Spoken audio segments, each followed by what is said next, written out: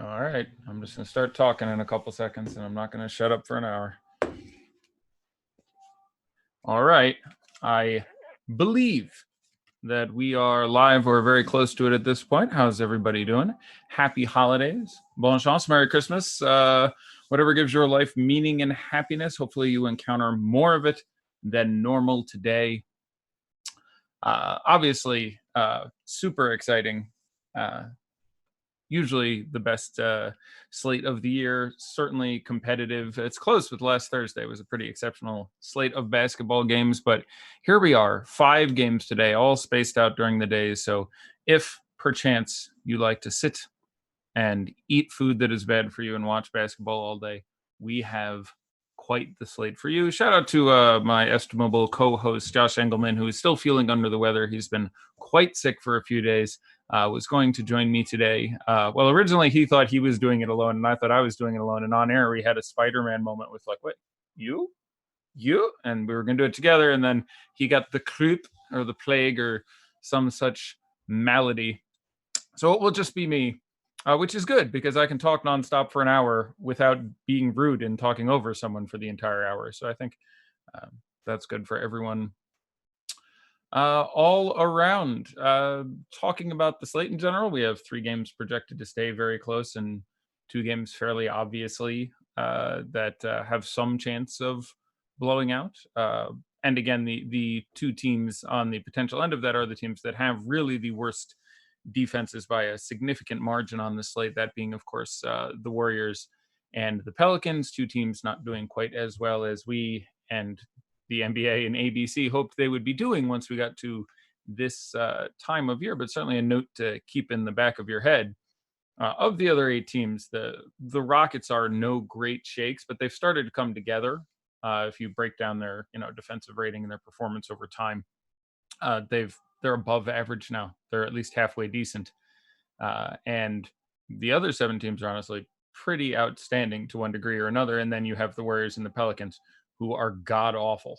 So when in doubt, feel free to make your tiebreaker, taking players on Denver and Houston for that reason. You're going for the Millie? Yeah, we got some. We got several Millies today. Again, I announced the show last night and confirmed this morning, and a number of people preloaded questions. So I'm going to ramble on for a while, get through all the relevant notes I have to say on some of these games, and then bang through as many questions as we possibly can. Thanks. Appreciate people saying nice things to me about working today, but a special shout out to Tom and Alex and Adam and other people working behind the scenes doing incredibly useful things. Wanted to point out real quick, and I'll reference them a couple times during this show. Osmo himself, Alex Baker, his player projections, expected fantasy points per player, and I should pull them up because I did mine, so I'm actually going to get those handy because I'm kind of curious how they'll differ from mine today.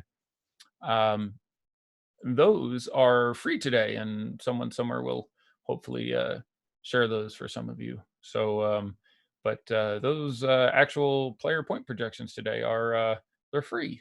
So you should take a look at those if for no other reason than to see how they compare to yours.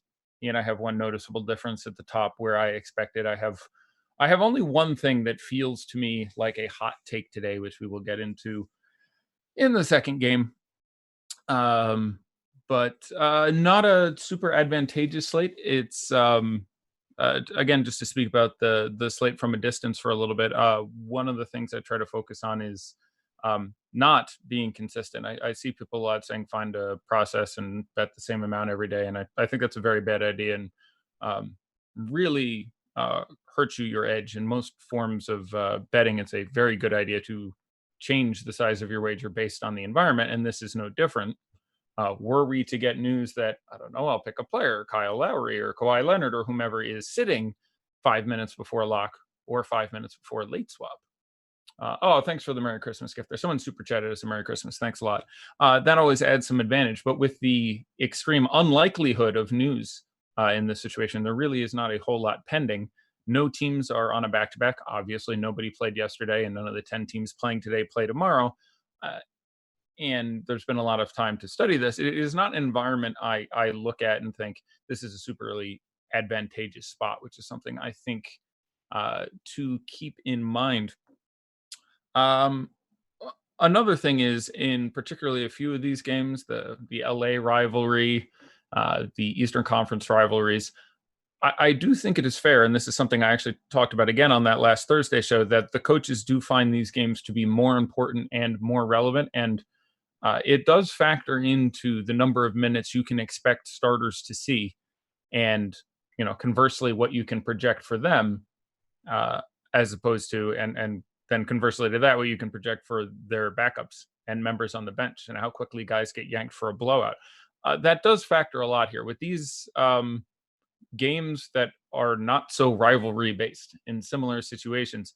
I would have ranked more backups today. I ranked a couple, most again likely in the games that are more likely to blow out, where if this happens, you get extra minutes out of Monty Morris, and it's great to take players that would play both ends of that. So Monty Morris or Mason Plumlee in games that have a decent chance of a blowout, low owned guys who will be in the rotation anyway, and then also be some of the big usage guys if that's a 25-point game with 6 minutes left and they play those last 6 minutes. But it is worth pointing out, both due to some of the coaches' tendencies, where Nick Nurse and D'Antoni tend to play their guys till they're dead regardless, and there being no blowouts.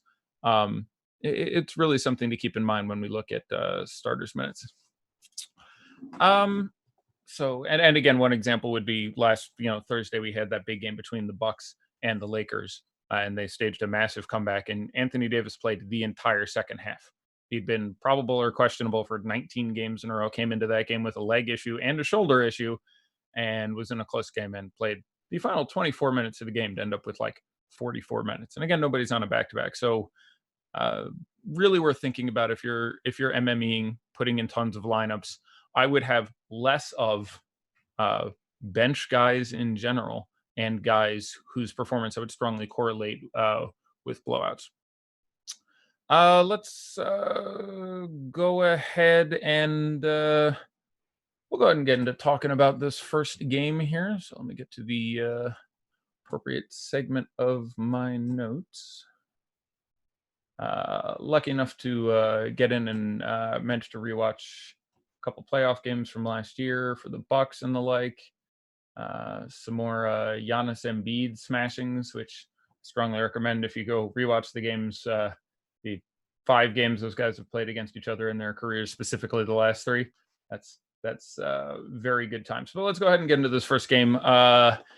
Boston at Toronto. Gordon Hayward will almost certainly play. Marcus Smart will not play. This is, I think, 6 games in a row he has missed with some sort of wretched eye situation, which obviously something is really screwed up there. So best wishes to him. Hopefully he gets back soon.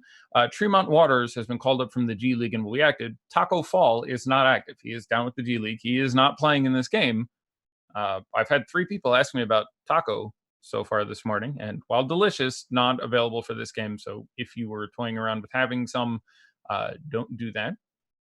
This is for a couple reasons. So this Raptors team right now is, by way of talking about the Celtics, this Raptors team right now is playing very small, with the absence of Siakam and the absence of Gasol turning into, more Ibaka and more Anunoby playing down at the 4, and either Pat McCarr, Terrence Davis, or Rondé Hollis-Jefferson. The team is just playing a little faster and a little smaller, and this affects a number of things. So first of all, it's the reason that they have Tremont Waters active, who I don't think plays outside of a blowout, though you could project him for a few minutes. It's not terribly relevant, and that's why you have Taco Fall inactive.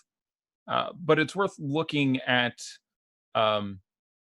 the minutes you will get out of these starters. If you look at recent games, you frequently see Tyson Canner splitting 48 minutes down the little. If you just look at the last game Hayward played, was a similar game that it's another conference rivalry that they were playing against Philadelphia in that game, and Tyson Canner split 48 minutes right down the middle, each within about 20 seconds of 24 minutes. But I think this is different. Again, that's a massive Philadelphia team. This is a now quite small Raptor team. So we're going to be looking at a number of changes, and almost certainly the center minutes I don't think are going to add up to 48 minutes here. We can look back just a couple games against the reasonably more live Dallas team and see, even with no Hayward and no Smart in that game, the centers combined in a close game. I think it was about a 6 point game to 40, 41 minutes or something like that. Again, split fairly evenly, but I do think with I'd be very surprised if you got 48 minutes out of Cantor and Tice in this matchup. Especially again, the rankings that I publish are defaulted to DraftKings, but we'll definitely talk about FanDuel and even some of the Yahoo pricing quite a bit today because there's a lot going on there. But you can still obviously get to Daniel Tice at $3,900. We don't have a ton of great value plays today, but I have him projected for 21 minutes. If you play for a blowout, which again, this is not one of the games that's more likely, and you'll get the standard 4 we've seen from Boston recently, their blowouts, which is Javonte Green, Brad Wanamaker, Romeo Langford, Grant Williams, and probably Tremont Waters would be the 5th guy now, and you'd have Grant Williams play center as opposed to Taco Fall, who had been doing it. Looking at the 4 big guns, if you will, for this Boston team, I'm not overwhelmingly in love with any of them, put mildly. The prices site by site, none of them are massively better than any of the others. Again, I'm talking about Hayward, Brown, Walker, and Tatum. I think it's reasonable to guess that some of your Gordon Hayward minutes that you'd see in a normal game turn into Semi Ojeleye minutes. Let me check some of my Google alerts I have set to that. But barring news, I have Gordon Hayward at 30 minutes right now. So he is confirmed in, is the last notes I have that help us with that. Pat McCaw will start again, and that's all the recent news we have, which is interesting. There was a very good chance that Rondé Hollis-Jefferson was going to pick up that start. Pat McCaw will get to this team in a second, but Pat McCaw did not close the first half, did not close the second half, did not play in their recent overtime game against Indiana. So Rondé Hollis-Jefferson still not getting the start. They don't like Rondé Hollis-Jefferson. There's been about 12 times this year that he got less time than he should have. And he was got in trouble for some meeting activities, and there's always been a little bit of friction there, is fair to say. But again, in that last game, bounced himself all the way up to, I think he played 38 minutes counting the overtime, and I still think he plays significantly. But the fact that they didn't move him into the starting lineup makes paying the 5-3, I think is the tag on DraftKings, a little more trepidatious, a little more scary. Some chance that he regresses back into that 24-minute range.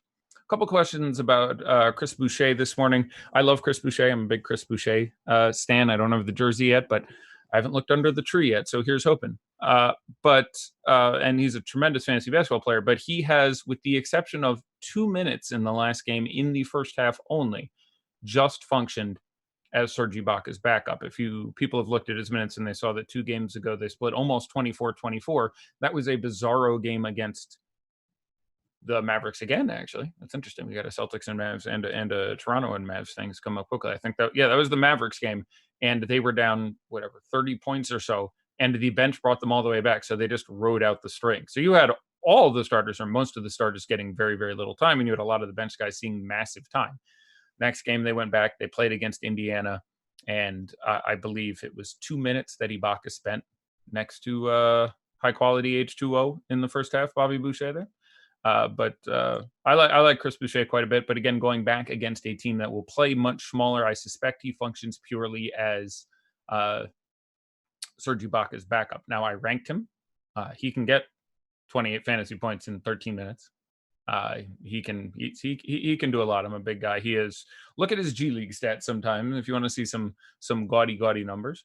But the most likely scenario is that he just backs up Serge Ibaka. So you need blowout or some sort of massive Serge Ibaka foul trouble to really make that work for me. Getting back to the guys on Boston, I feel like I didn't clarify that situation enough. They're all fine. I believe, excepting Hayward, that Tatum, Brown, and Kemba Walker in my rankings are all B's in cash, meaning I'm not trying to get them in there, but if they randomly priced in, I wouldn't, throw a fit. And they're all A's in GPPs. This is still a very quality defensive Toronto team. Not quite as good. I probably would nominally have Jason Tatum as my favorite of them.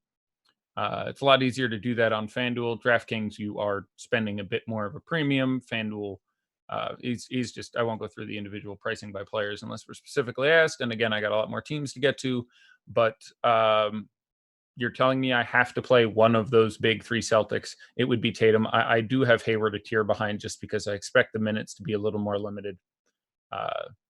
So that's basically how I rank them. Daniel Tice, absolutely fine to play on DraftKings as value. Again, I have him sitting at like 21 minutes and 17 fantasy points. Doesn't make my stocks roll up and down, but there's really only about 3 quality value plays. So it's not really difficult to imagine a world in which he outscores Daniel House, and all of a sudden you're making a leap on a third of the field that played Daniel.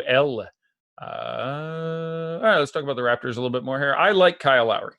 I like him at his DraftKings price. I really like him at his FanDuel price.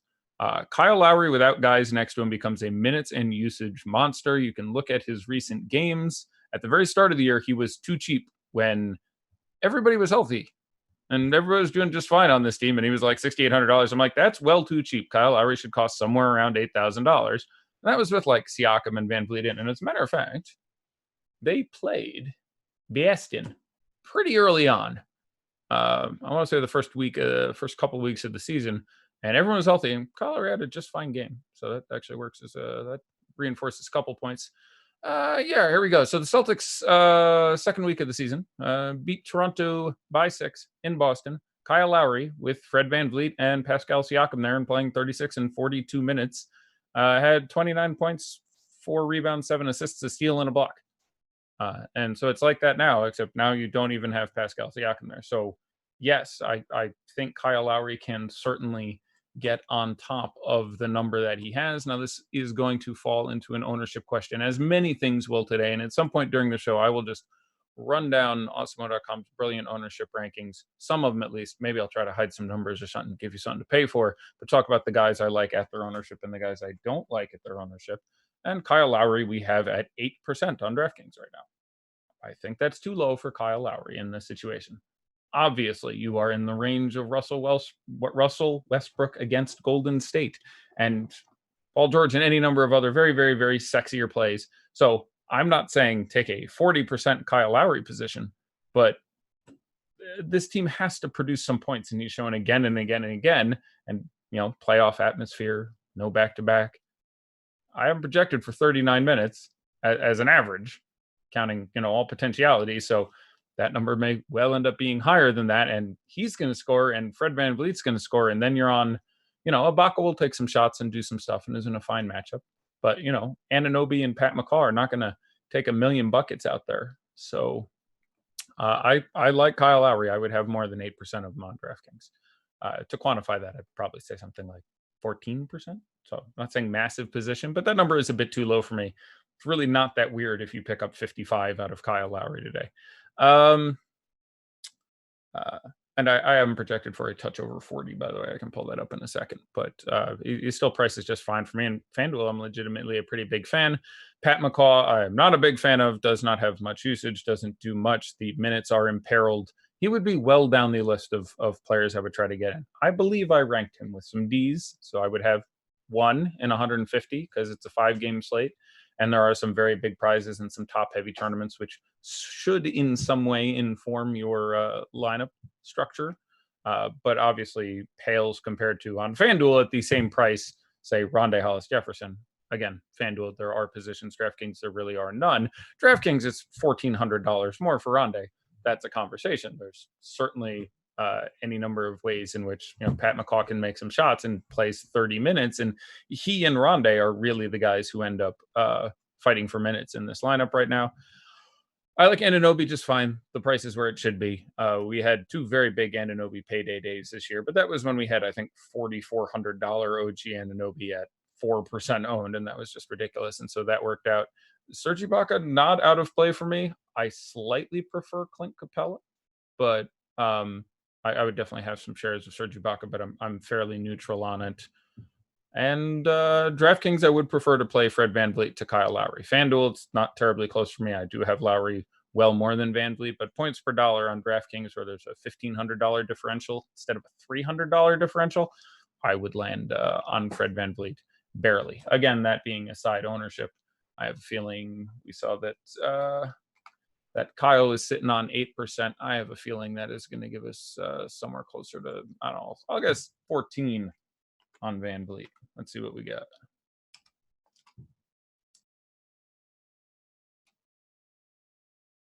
My headset beeped out there. That's not good. I guess I don't really need the headset for anything. Do I really need this headset for anything? I guess Alex could say something to me, but I'm sitting here and I'm using this large studio microphone for the output, and the headset is for input, which only if the producer is like, hey, quit picking your nose or something would that have any function whatsoever. So it's just kind of funny. I was just sitting here and I was like, I don't really need the headset. So you know what? I don't want to hurt the hair any more than I have to. So the headset is coming off. Do I like a balanced build on DK? That's an interesting question. Let me look at I built one placeholder. Let me see how balanced it is. It's pretty balanced. I got nobody who made it to 5 digits in it. That helps. All right, so let's get back to work and pull some stuff up. All right, I guess that's enough for the first game. Let's move on to the second one. And again, keep track of things.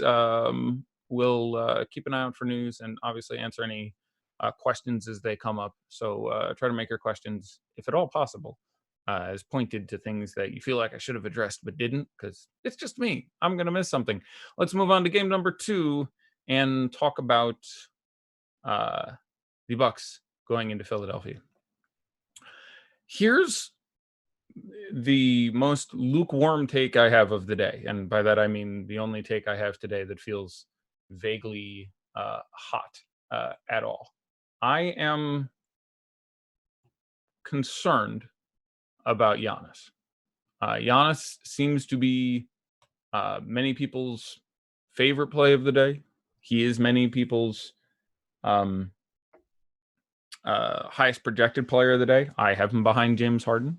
I think he's just fine. I'm not saying to anyone, don't play Giannis. I am saying that Giannis on the road.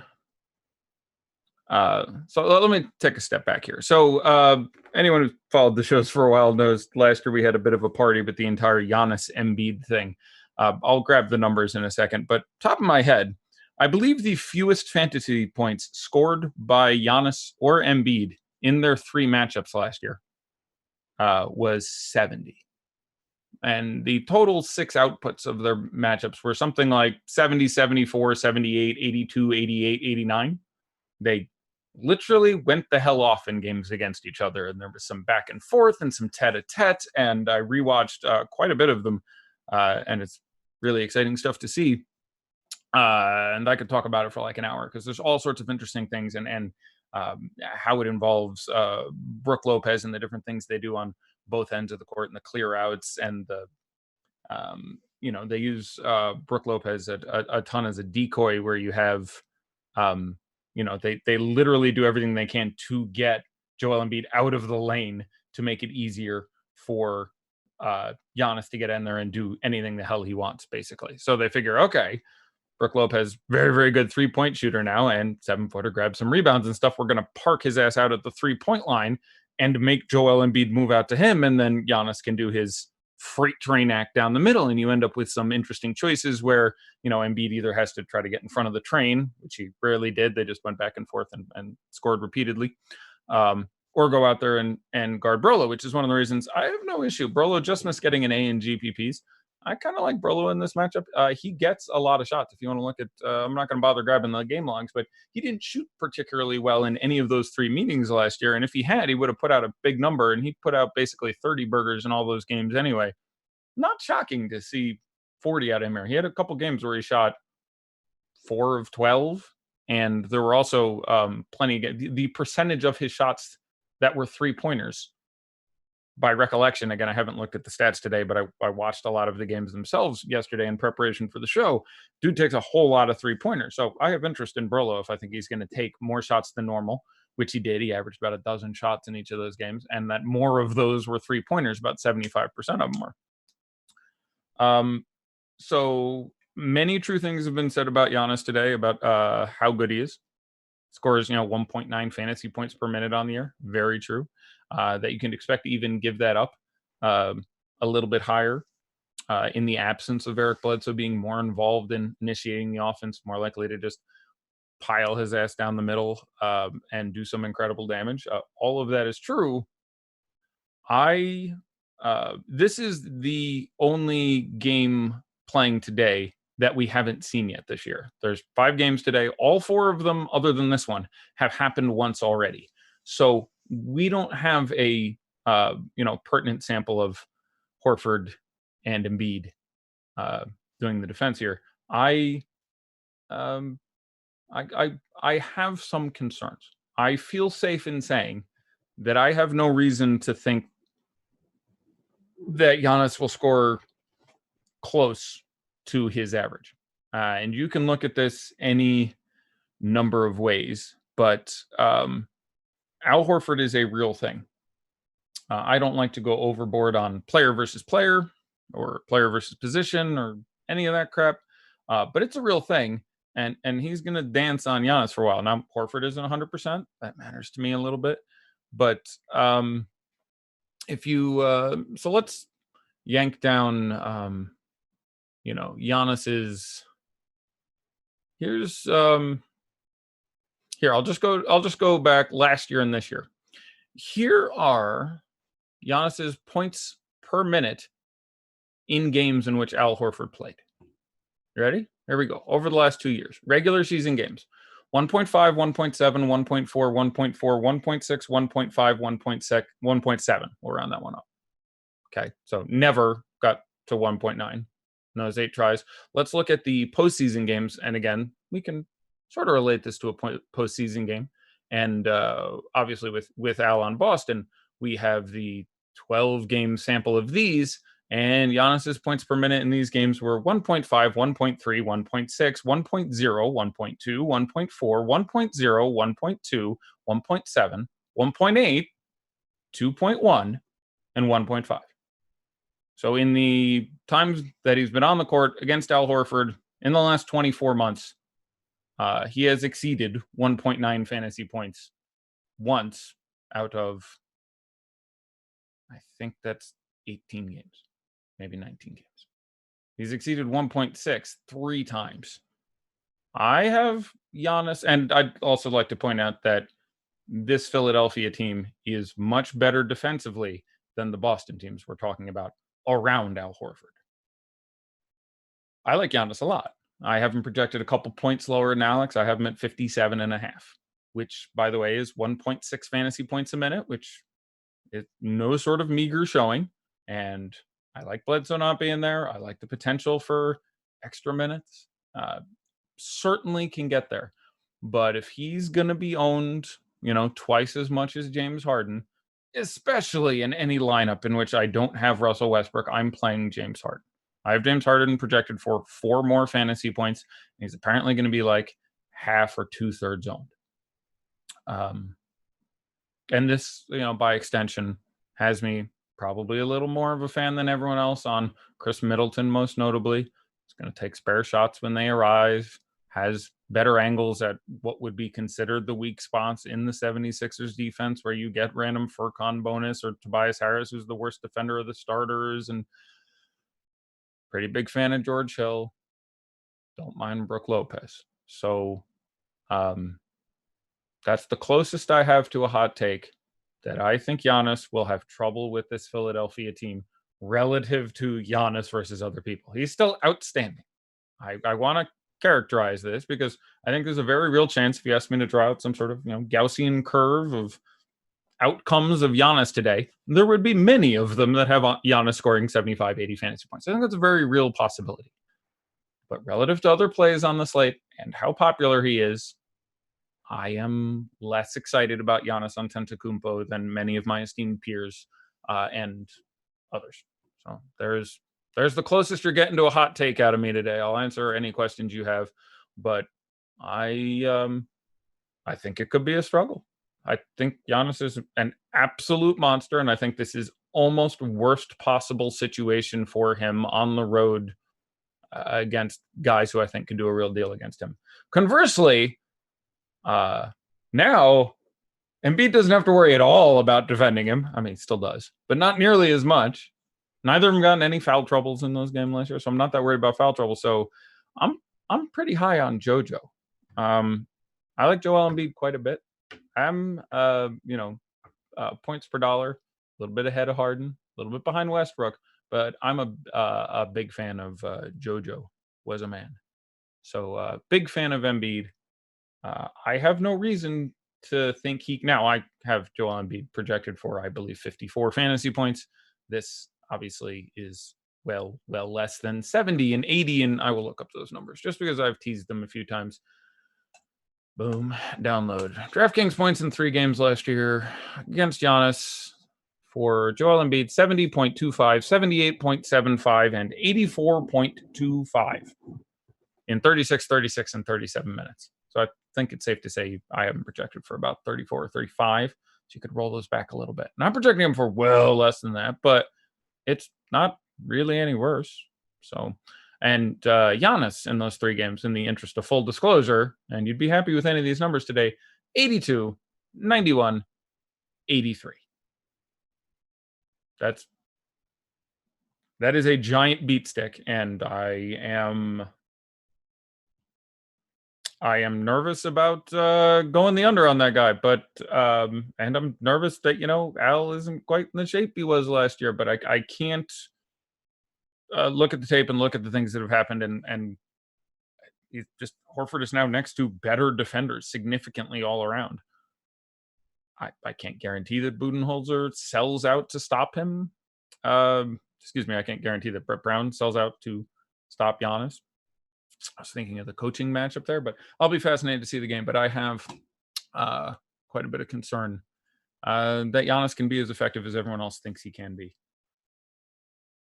Don't know how to go much more than that. Again, obviously, as mentioned, big fan of Joel Embiid. And as far as ownership goes, we have those 2 gentlemen projected at... I don't know if I'm going fast enough. We have Giannis projected at 19%. He is the 10th highest owned player on the slate. We have Joel Embiid under that, and I have him projected about 3 fantasy points less. He's at 14%. I don't... I mean, 19% on Giannis is not a massive number. I'm going to refresh and see if perhaps we have added as we get close to lock. Well, I think we have. Yeah, we have Giannis now at 20 and Embiid now at 14. So yes, I'm much more excited. I would have more than that on Embiid. I feel like I would have about that much Giannis. So there's a little more value I think I'm comfortable with. A couple other things going on here, but yeah, I guess we'll move on from that. Other 76ers, not a whole lot of massive takes. Obviously, I am going to be a little less soft on them, or a little more soft on them, based on the fact that I'm expecting Embiid to carry a heavy load, and it's a pace-up spot. Al Horford and Joel Embiid were the only 2 I ranked double A's. Al Horford in games does just get involved more. I expect the minutes to tick up a little bit here. He is priced very well, so he and Embiid are my favorites there. I would probably rather play Simmons than Harris at their prices around. Josh Richardson, a little too expensive for me now. Still ranked, obviously. I would have some Josh Richardson, but would come after those guys. And I'm really not interested in anyone on Philadelphia outside the studs. I think your Cork Mazes, unless you're going to play the blowout here, in which case I guess you go to Trey Burke or something. But I don't expect this game to blow out. I do not rank it as such. So we don't have some of the value guys. There's no Kyle O'Quinn, Trey Burke, etc. in the rankings, Norvell Pels, who would play in that situation. So let's move on and talk about Houston and Golden State. As I alluded to previously, we did get this game about a month and a half ago, and the Warriors in Houston, without Draymond and without D'Angelo Russell, managed to keep it close. Lost by 17, I think it was at the end. Let me find it. I've got it. Ended up losing that game by 17. And you had, unsurprisingly, some pretty monster performances across the way. Now, it is hard for me to... I don't know how... I'm not sure how many lineups I would be in before I built a lineup that didn't have James Harden or Russell Westbrook in it.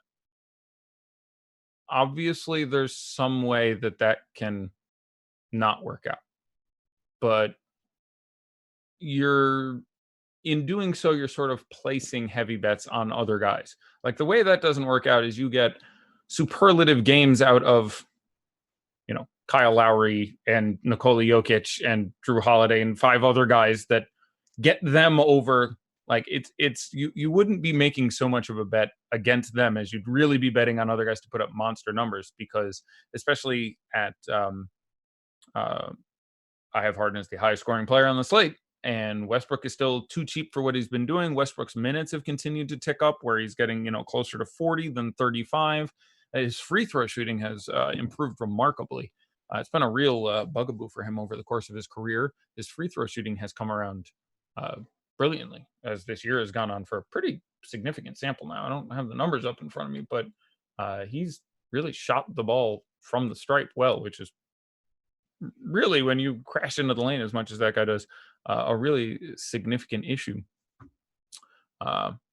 for this team.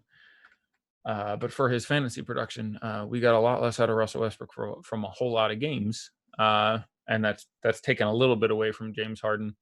No, not a ton to take away from the first matchup between these two teams, except to say, everyone. I think the only one you would have been disappointed in there would have been Russell Westbrook. To memory, you had very good games. At Capella had an absolute monster. Now, again, this is no Draymond around, which makes a big difference. A couple other things, but you had like 60 or something out of. Let me see if I have it somewhere here, and we can just talk about it real quick because I watched it, and hopefully I can contextualize it a little bit. You had 75 out of Harden, 57 out of Clint Capella, 46 out of PJ Tucker, 40 out of Westbrook, 28.5 out of Daniel House, which is obviously someone we have to talk about a little bit here. I don't have him playing this many minutes in that game. He played 39 minutes. I have him in 35. He had basically what you'd expect out of him, 0.7 fantasy points a minute, and was exceptional. He's the most popular play on the slate right now on DraftKings for good reason. Again, coaches' tendencies play into this, but it's hard to imagine him not getting 30 plus minutes. And again, I project him into the mid 30s at $3,600 and arguably the best matchup in the NBA. It's really hard to let that go.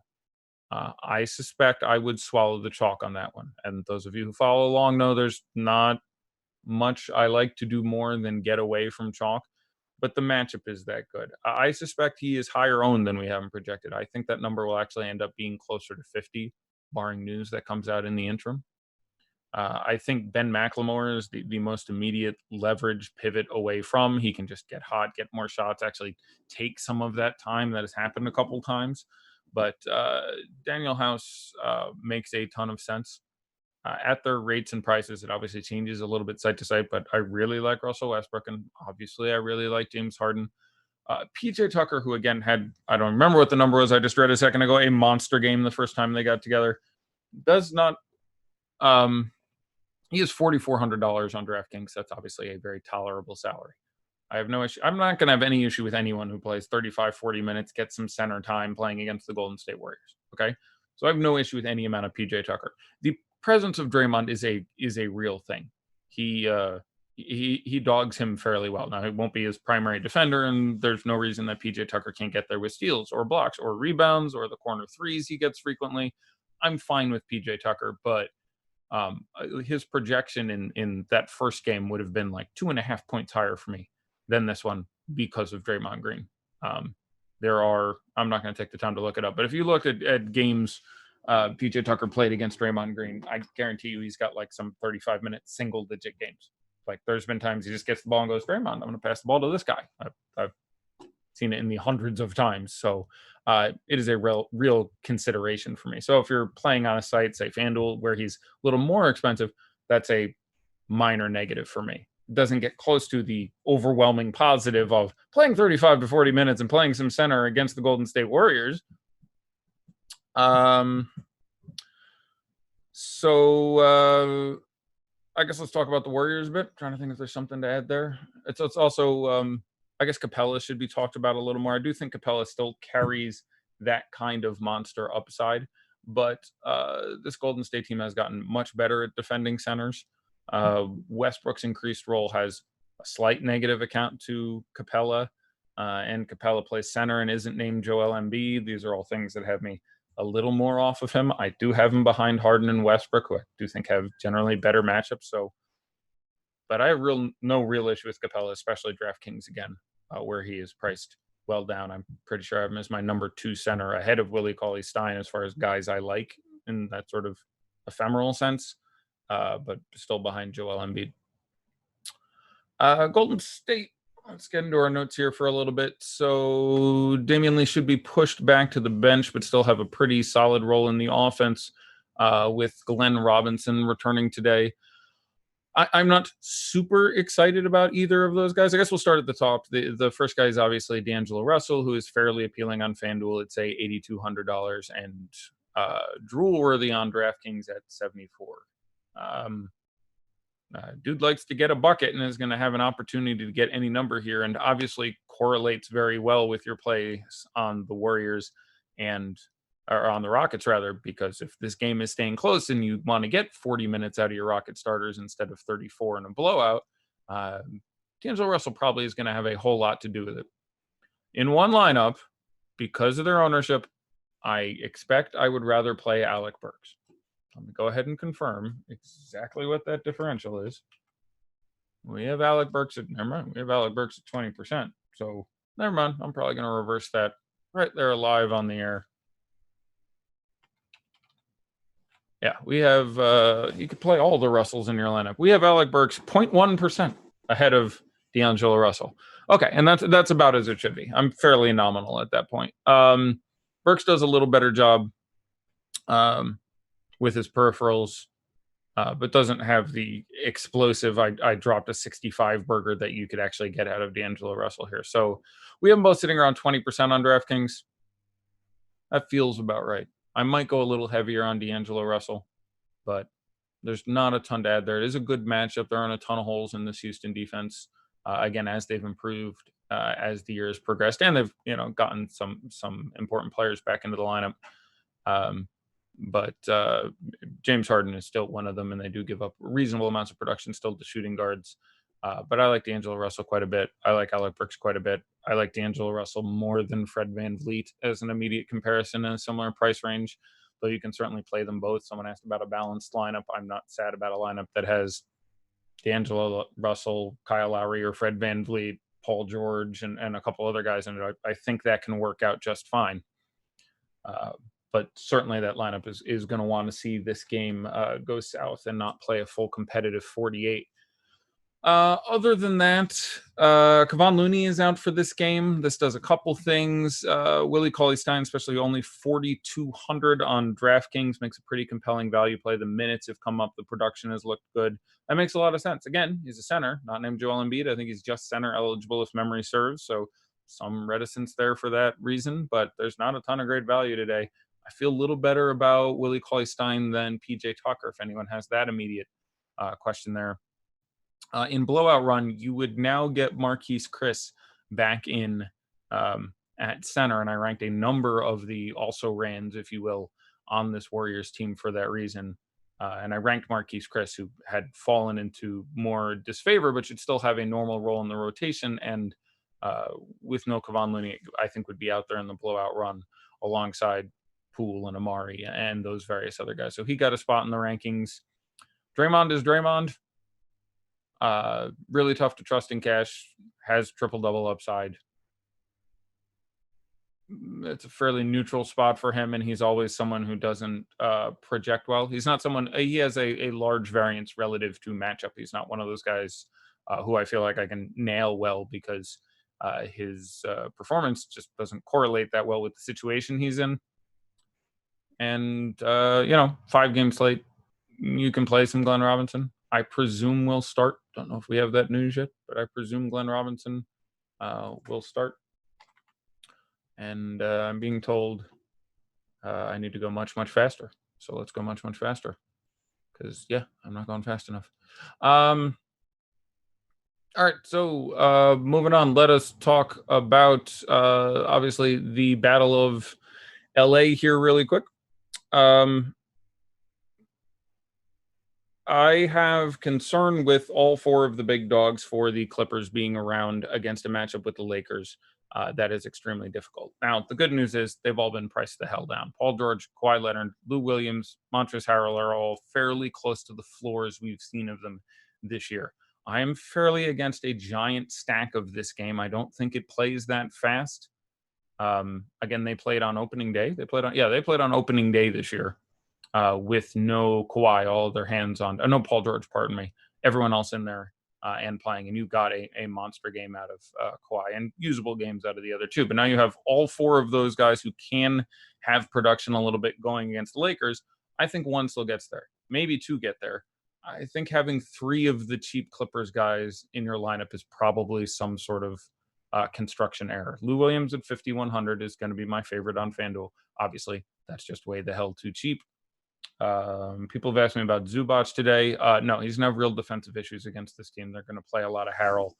I think opening day, Zubac got 10 minutes and Harrell got 38. So barring Harrell, Montrezl Harrell foul trouble, I wouldn't expect to get a lot of Zubac. I ranked him. He's in play because, again, short slate, that can really happen. At their prices, I very slightly prefer Paul George to Kawhi Leonard.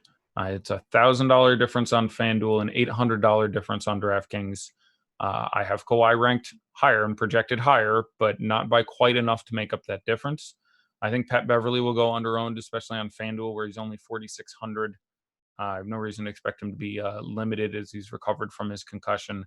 I'd want to have some exposure there. That really ranks ends the list of guys I'm interested in there. To answer the many LeBron James Christmas questions, I think he's been slightly worse than average on Christmas. He's played on Christmas, it has to be 10 or 12 times at this point. I can think of one really good game and a few stinkers. I refuse to spend the time looking it up beyond that. The star for the Lakers on opening day was, wait for it, Danny Green. I don't remember the exact stats, but he shot like 8 for 12 from three or something, and you got like 40 fantasy points out of Danny Green on the first game of the season, which led to people really over-owning Danny Green for about a week. I understand how that can happen. It's not something I would necessarily predict. It's worth pointing out that Avery Bradley and Kentavious Caldwell-Pope are basically sharing minutes at this point. I don't mind Avery Bradley, who should start again at $3,300 on DraftKings. It's still Avery Bradley. He doesn't do much. I think he's sitting at like 0.6 fantasy points per minute this year. But I'd have some at 3,300. That makes sense. I'd probably rather pay the 38 for Danny Green. LeBron is too cheap. It is difficult to roster him because I want Joel Embiid and James Harden or Joel Embiid and Russell Westbrook, and now I got to come up with another 10 grand for LeBron, but he's too cheap. Anthony Davis on DK is also too cheap. They should all cost a little more than they do, but everyone is priced down, not unintentionally, for the holiday slate. Rajon Rondo is basically your average day Rajon Rondo at this point in a somewhat bad matchup, especially 4,400 on FanDuel. In 24 minutes, he can get very nearly a triple-double. He can also take 7 shots, miss them all, and have 6 assists, 3 rebounds, and 2 turnovers. I'm perfectly fine with him in tournaments on any site. I'm largely ambivalent there. I would rather play JaVale McGee in this matchup over Dwight Howard. They rank very similarly for me. It would depend on the ownership differential between the two of them. New Orleans. Well, actually, no. We talked about that. Do I want to spend any more time on that? We're running short on time, and I want to get into some other things. You can play Kuzma again. He's been bad this year and hasn't looked good, and he was even overranked last year when he was playing at his ceiling. So I think you're still getting 23 minutes of Kuzma. He's probably going to score 18 fantasy points, and it's 5-game slate, so absolutely have some of that. I would probably have him behind certainly Rondo and even Danny Green on his own team. Let's go ahead and talk about that last game because we're running short on time. So let's move into the Pelicans and the big Nugs there. Nightmarish matchup for the Pelicans in Denver. They obviously played earlier this year in New Orleans. New Orleans pulling out the win in that game, actually. It was a weird game. Went back and watched large sections of it today. Wasn't a back-to-back for the Nuggets or anything, and they looked wholly disinterested with basically everyone healthy and just got run off the court. They looked really, really bad in that game. No one played any significant time. Well, I mean, they all played, in the mid-20s in minutes. The Pelicans played more and put their guys out there. An important thing to mention is that Lonzo Ball is really cheap and went back to starting in the last game and lost a lot of minutes due to foul trouble. I don't expect that to be the case. I like Lonzo Ball a lot. I am projected for 29 minutes right now. That obviously is very interesting. Now, unfortunately, the matchup is dreadful. So Thursday, Friday, Saturday DFS, I'd have a little more interest in Lonzo Ball. This matchup is still really bad for them, and it makes almost everyone on this New Orleans team more of a GPP play for me. I don't have a problem having one of these guys in your lineup. Um, I can see getting there with Derek Favors, who should get more time. Jackson Hayes is getting a little more exposed as the year goes on. I don't think they really want to run out, Melly Okafor, the also rans. Favors was not available for that first game, and they still beat the crap out of the Nuggets, by the way. Okafor played like 33 minutes in the game, I think. But I like Derek Favors in tournaments. But like all these guys are just tournaments. Brandon Ingram, FanDuel price is really constrictive relative to some of the other guys in a really tough matchup. 7,700 on DK is a little easier. I can't project him better than, say, Paul George is the most immediate swap over that you would look at. But obviously, it's just fine to get to in tournaments. We'll look at ownership in a second on all these guys. JJ Redick, same basic story. Drew Holiday, again, FanDuel not priced down enough. DK, 7,200. I'd make sure I had quite a bit. That's obviously a number with his ability to produce all over the place that he can get on top of. Let's see, other guys on this team. Kenrich Williams probably plays in the area 20 minutes, though there's ways he gets swollen beyond that. Only 3,100 on DraftKings. I would have a few shares of. And same deal with each one more. Also just $3,100 back into the rotation last game and played 24 minutes. That came away from a number of guys and took away from Alexander Walker and a number of other guys in the lineup. But if he's going to play 24 minutes at $3,100 in a 5-game slate with super top heavy prizes, I would have some interest there. I really like Nikola Jokic. I can't like him as much as Embiid as much as I want to, but he's done the thing he has done every year for 3 years in a row, where he just gets towards around holiday time and decides, oh yes, I'm amazing, and just goes out and starts being amazing pretty frequently. Had a stinker in a really difficult spot against the Lakers the other day, but other than that, is basically thrown up 50, 60, 70 in 5 or 6 games around that. And no reason to think that stops against New Orleans. There's obviously some inherent inconsistency in his game, but it's an obvious visual difference. And it is something we have seen 3 years in a row where he just gets 2 months in and goes, oh, yeah. And it's funny because every year we go through the same lap of that guy's not that good. Geez, that guy's crap. Well, he looks disinterested. Did I mention he's fat? And then we're going to be in the middle of February going, this guy is amazing. Should I be taking him first overall? So, $9,400 both sites. A lot of interest there. We are projected, and I guess this is important, to have a fairly significant amount of ownership on Paul Millsap. I don't think that necessarily plays out that way. Brandon Ingram is a pretty tough matchup for him. I remember before the first show, I was like, I think, and it was the first time of the year that I was like, I really think Paul Millsap will cede significant minutes to Jeremy Grant in this game. And that got muddied by the fact that the game was a blowout and no one got a ton of time. But even of the starters in that game, all the other starters in that game played 22, 24, 26 minutes. And Paul Millsap, who always plays less, played even less. He played 15 or 16 minutes in that game, I think. So I still have to rank Millsap as an A in GPPs because it's Paul Millsap against a team that is prone to turnovers, so he can pick up 3 steals and 3 blocks. Had the really weird game last time out where he had like 21 points and a rebound and nothing else, which was weird when he's usually super peripheral guy. So I still have to rank him as an A in GPPs. I would personally have less than the field because I think there's a real chance that he plays less minutes than Jeremy Grant, who obviously by extension I have some significant interest in. He's 3,900 on FanDuel, 3,700 on DraftKings. Those are really tolerable prices. After that, probably my order of preference of players on this team would be Jokic. Jamal Murray is the second guy I'm probably excited to get into lineups. Just a guy who always carries a ceiling, won't be quite enough owned in what is the other really brilliant matchup here. Again, when in doubt, default to getting some guys on Denver and Houston today. I like Jamal Murray at what we project him to be owned. Next for me would be Barton, who just carries an upside because he's Will Barton, but I like him less than Murray even at the price difference, and I like him than Jokic. At that point, Jeremy Grant, there's obviously still some uncertainty, but that number is really cheap. And then you get into, playing Gary Harris, which is never exciting, but, 37 minutes against a woeful defense. You can get big games out of him once a month. Maybe it's today. Millsap himself, Monty Morris. Malik Beasley's been playing more recently. Flat minimum. He's the best flat minimum player, I think, on DraftKings at 3,000. So Malik Beasley's been backing up a couple different positions, so you can get some Malik Beasley in your life.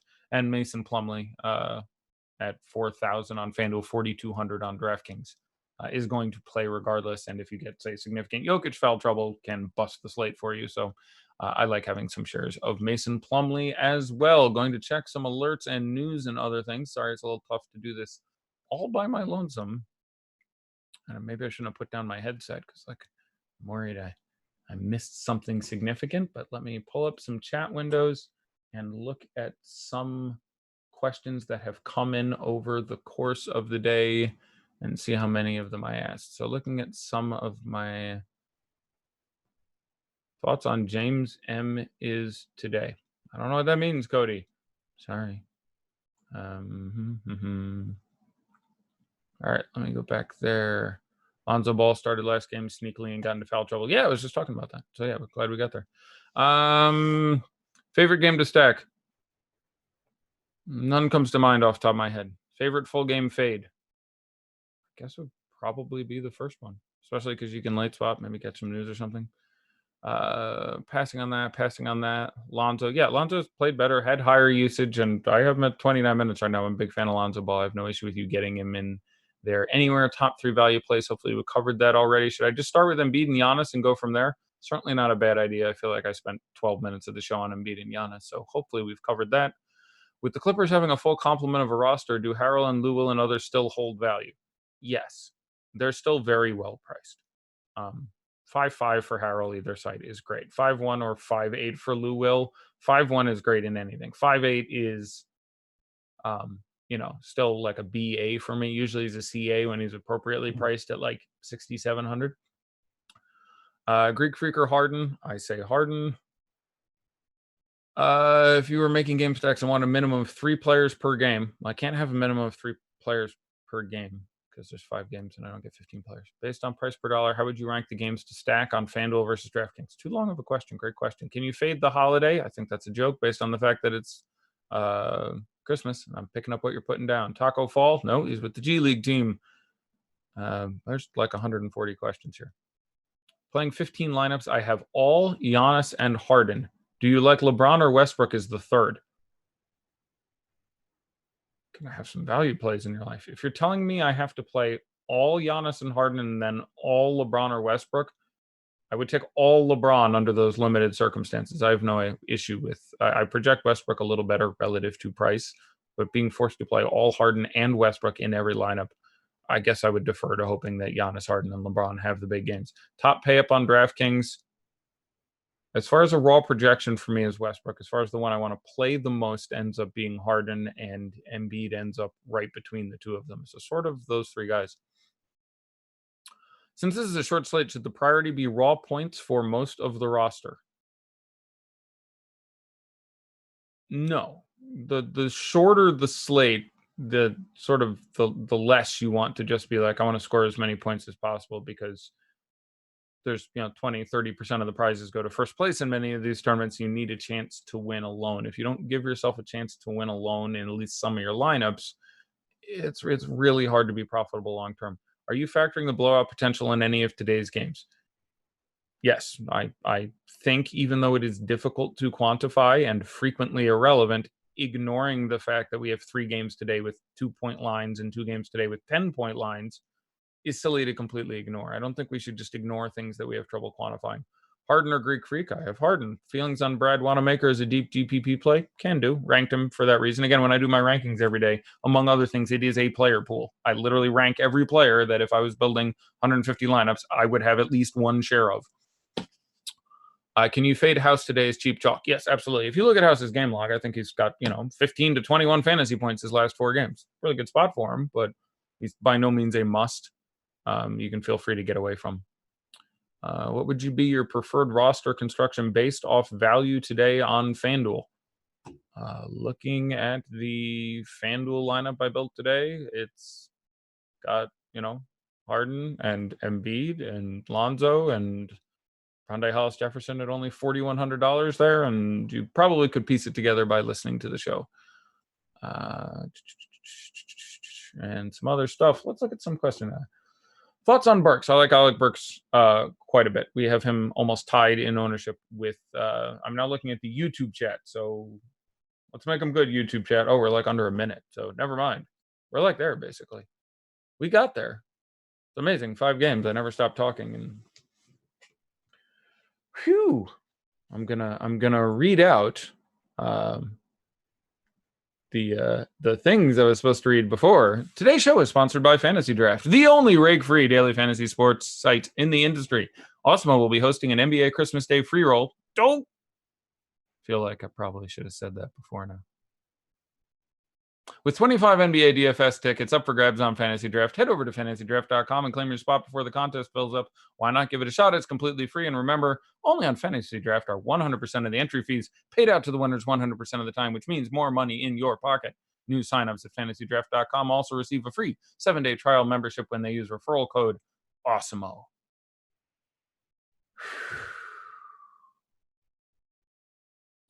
Yeah, no, thanks to all of you for sharing your holiday with me. Sorry to my better ups at Osmo.com for not getting to the read through, but again, I should have gone like an hour and a half.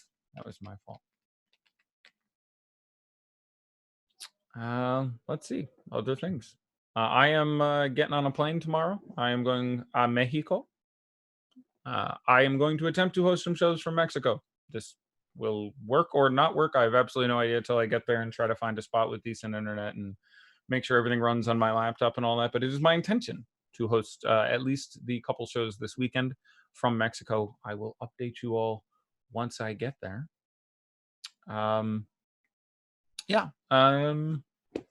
Looking forward to watching basketball, playing some video games, probably stream on Twitch some Modern Warfare in the coming hours while watching basketball on some of the other monitors here. Would I prefer Hill or Lonzo Ball? Yeah, I can take some late swap questions. That's a really good one. I probably would prefer George Hill at this point. Now, we have him projected to be lower owned, I think. I'm obviously a much bigger fan of the matchup. Let me check what we currently have those guys projected to be owned. We have Lonzo sitting around 12%. Can't believe we have George projected to be much lower. We have George Hill at 4% on DK. I'm going to guess that's too low. 4,100, 4,300, his minutes are locked up. Now, I can't project George Hill to continue producing at the rate he has been producing, mostly because of largely unsustainable shooting. He's very good. Over the last 5 years, there have been 3 different years you could look up almost halfway through the year and say, hey, George Hill is leading the NBA in qualified three-point shooting. So I'm a pretty big fan, pretty big George Hill fan. But the minutes are capped. I can't project him to hold up this pace forever. So, I think I would rather play George Hill at what will be significantly lower ownership. But I really like Lonzo as a play. So that's a tough one for me. I have no objection to either of them. RHJ almost 50% on FanDuel. I'm curious what we have him projected for. It should have been a massive number. He was pretty clearly the best play on FanDuel. Certainly the best value play at $4,100.